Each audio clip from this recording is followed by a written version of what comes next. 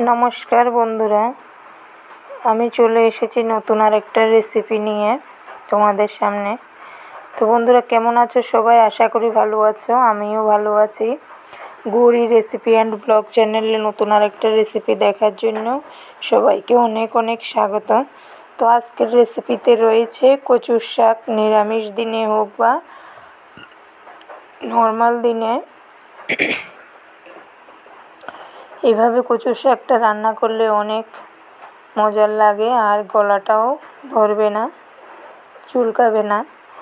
तो आमी कचुर शाकगुलोके टुकरो टुकरो करे केटे निচ্ছি। আগেই ভালোভাবে দেখে নিয়েছি যেহেতু বর্ষার দিন পোকামাকড় থাকতে পারে, তাই বেছে ধুয়ে নিয়েছি। তো সবগুলো কচুর শাক কেটে নিয়েছি আমি। আবারও ধুয়ে উঠিয়ে নিলাম। এখন সেদ্ধর জন্য বসিয়ে দিলাম। কিছুটা জল দিয়ে গরম করে সিদ্ধ করে নেব। জলটা ছেঁকে নেব, তাতে কি হয় গলাটা চুলকাবে না। এই দেখুন বন্ধুরা মোটামুটি সেদ্ধ হয়ে গিয়েছে।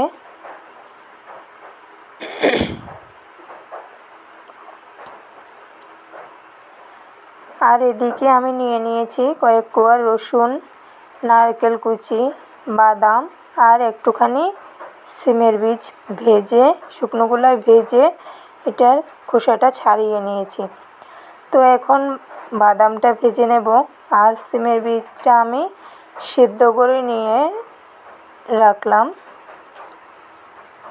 তো বাদামটা ভাজা হয়ে গিয়েছে, এখন নারকেলটাও দিয়ে দেব। তো আমি নারকেল কোড়া দিইনি, নারকেলটা কুড়িয়ে দেওয়া যায়। তো আমি টুকরো টুকরো করে দিলাম।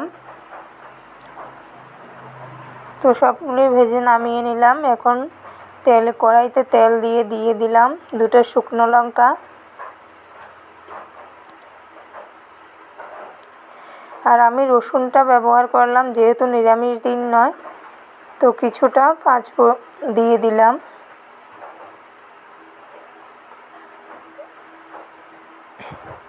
তোমরা যদি নিরামিষ দিনের ঠাকুরের ভোগের জন্য রান্না করো তাহলে রসুনটা বাদ দেবে।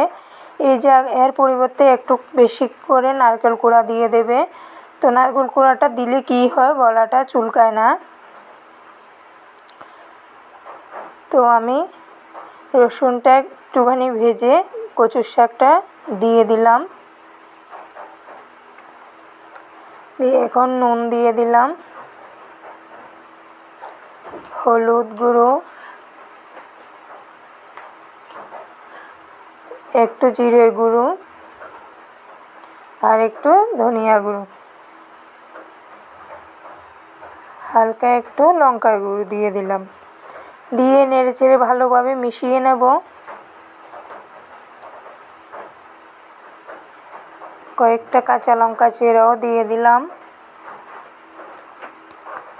এখন দিয়ে দিলাম সেদ্ধ করে রাখা সিমের বীজটা।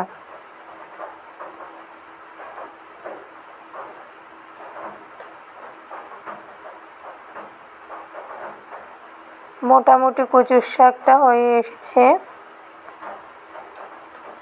তো এখন দিয়ে দিলাম বাদাম আর নারকেল ভেজে রাখা নারকেলটা। তো কিছুটা শুকিয়ে নেব এটাকে। বুঝতেই পারছো অনেকটা ভাজা ভাজা হয়ে এসেছে। এখন কচুর শাকটা নামিয়ে নেব। তো একদমই রেডি আমার কচুর শাক। তো বন্ধুরা কেমন হয়েছে অবশ্যই কমেন্টে জানাবে আর ভালো লাগলে একটা লাইক দেবে।